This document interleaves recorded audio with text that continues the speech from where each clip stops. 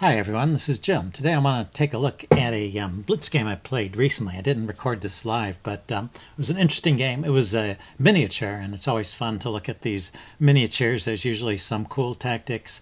And, well, you know for sure if a game ended. A miniature is a game that lasts less than 25 moves, so you know that there's some big mistakes in a game that lasted less than 25 moves, and it's often very instructive. And also because there's a very interesting opening line, which I think everybody who plays the Sicilian ought to know about, and that's the tall gambit. So let's take a look at it. I had the black pieces. My opponent played e4. I went c5, the Sicilian, and he went f4.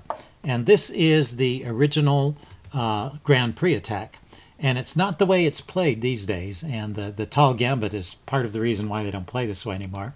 Nowadays, the most common way to introduce the Grand Prix attack is to play knight to c3 first, the second choice there.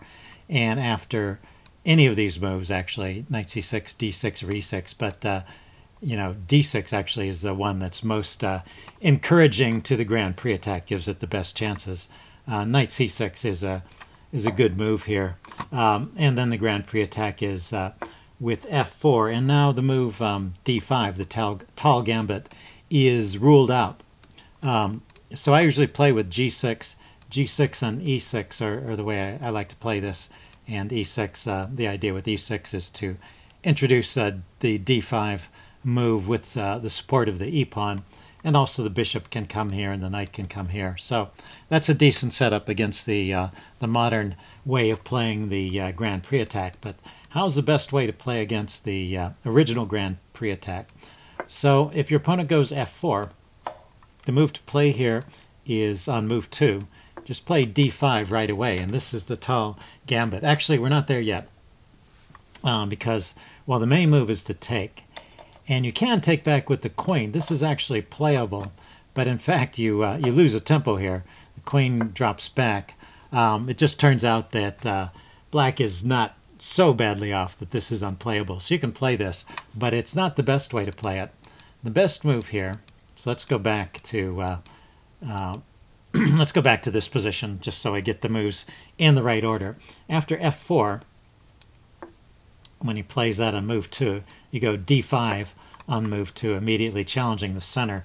And notice this pawn is not protected, and it's a little late for him to play knight to c3 because you can push forward with the d-pawn and kick that knight away. And taking might also be a good option there, I don't know. But they almost always just take here. And then instead of taking back right away with the queen, think of the Scandinavian defense. Bring the knight out first and attack that pawn. And then if he holds on to the pawn with c4, that's the tall gambit. You've actually lost a pawn. But it's a gambit where you're equal. So the chess engine, if you put it on a chess engine, already thinks black is at least equal. So he's got adequate compensation for the pawn.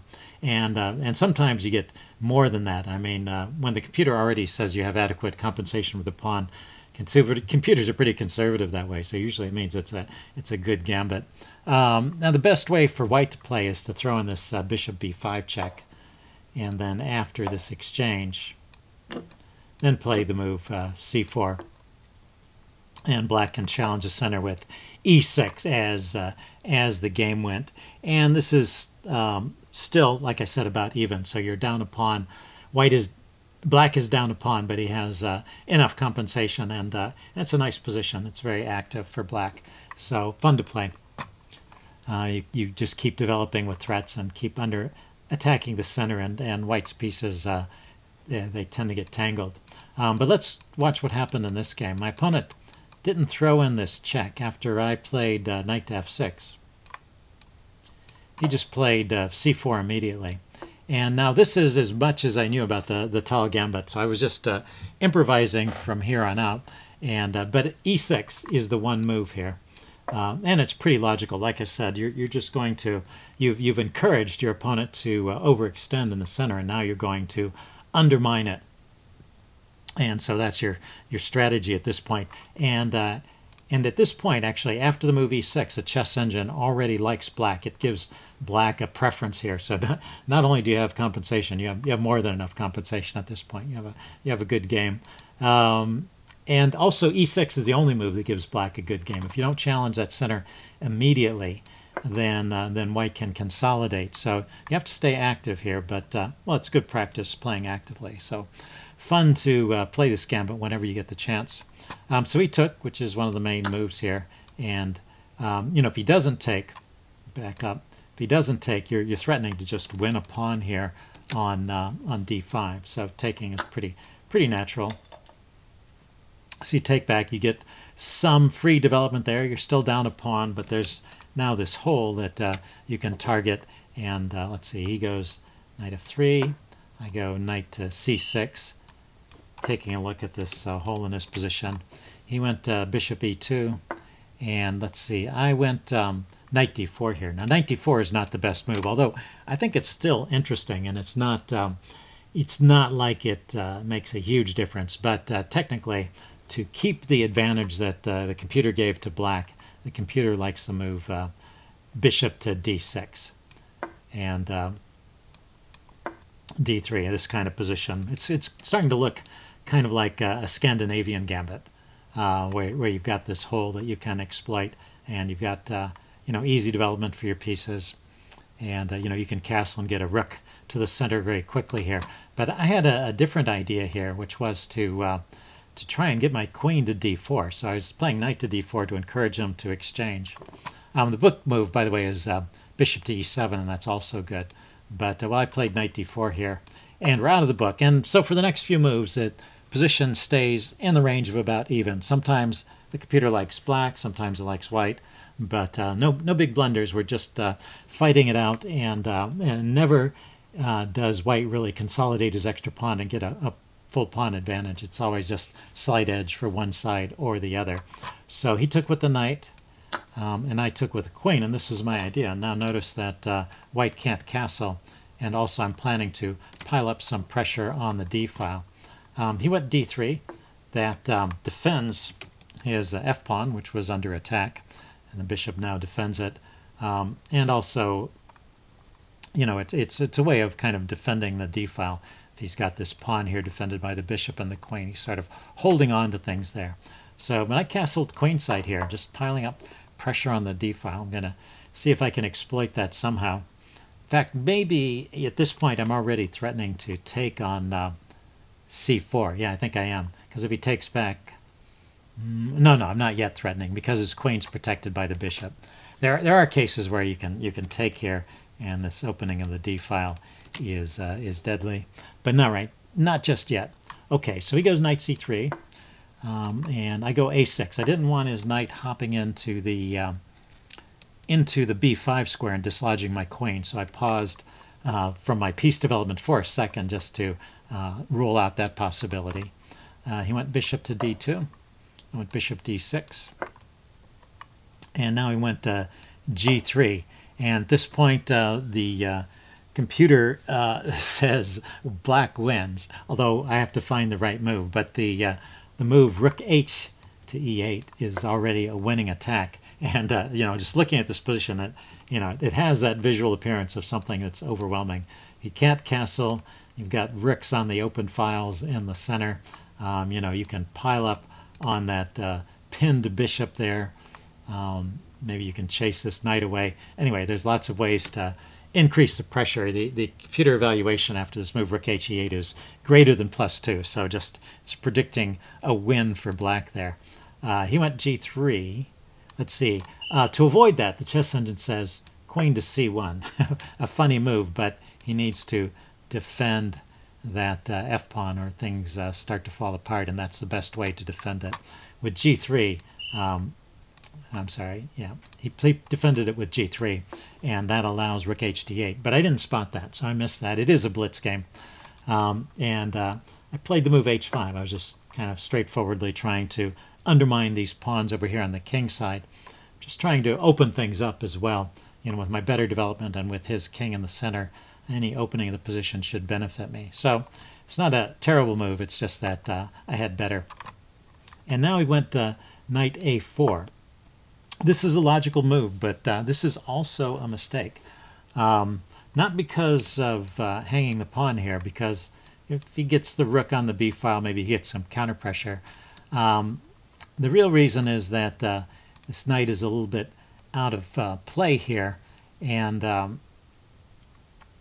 he had a logical idea. He's planning to play the move bishop to c3, but while the chess engine says queen to b3 is the best way to hold things, I think the priority here needs to be for white to castle. And the move he played, knight to a4, doesn't help him castle, so it's not really solving all his problems. And chasing my queen with bishop to c3, well, we'll see how that worked out in the game. So after knight a4, there are a couple of good moves for black here, but taking over the g4 square here is that was another idea of h5, is it's supporting a piece coming to h4. And it's just sort of a question of whether I should put the bishop there or the knight. Chess engine says knight there is the best move, knight to g4. But well, I played bishop to g4, second best move, but still with an advantage to white, probably winning. Well, he does play bishop to c3, and I don't retreat the queen. In fact, the queen, I had to calculate this in advance that the queen has a square, but it does. It has the square e3, and then if he chases me with the bishop again, I can drop back along the d file and just continue to increase pressure on the d file. So he went queen to d2, hoping to force an exchange and sort of relieve some of the pressure.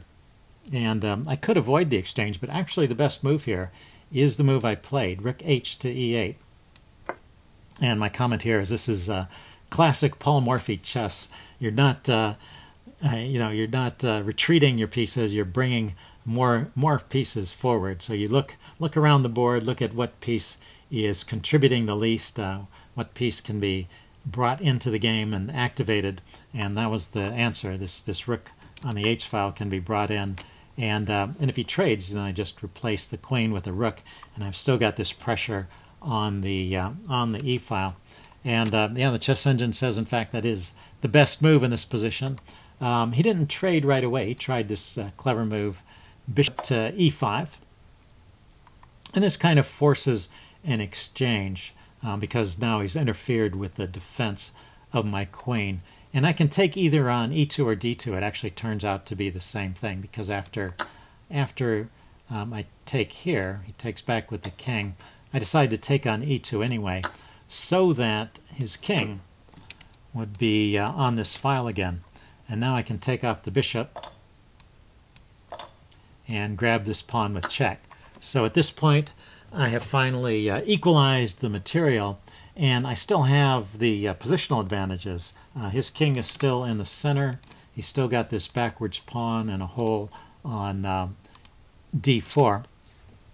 So even though the material is even, this is winning for white. The best defense here is king to d5, and then the way I was planning to proceed, and also the way the chess engine would proceed as well, is kick the knight and also threaten to take here, taking advantage of the pin on that d pawn. You threaten to take the c pawn, so he has to take and then move the knight, and then you can push forward with c4, once again exploiting that pin, and start to win some material. So that is winning as well. But the way he played it wins even more quickly. He went king f2, allows me to win more quickly. I could have played the game-ending tactic already, but I played rook d3 first, and he played rook a to d1. And so if you want to cover up the moves and guess the final move of the game, what is the killer tactic that finished off the game here? Okay, pause the video if you want time to think about it. I'm going to give the answer away. The final move of the game is knight to g4 check, and he resigned on move 21 there, because look at where the king can go. He has no good moves. He can't come to any of these squares, and if he goes to this square, then knight here check picks up the rook, and if he goes back, then the rook is no longer defended, and you can just take the rook with check directly. So so he's winning. I mean, he's losing a rook at least, and the game shortly thereafter. So he just resigned at this point. A cute miniature, and I hope you guys enjoyed it and learned something about the tall gambit, and I will see you again soon.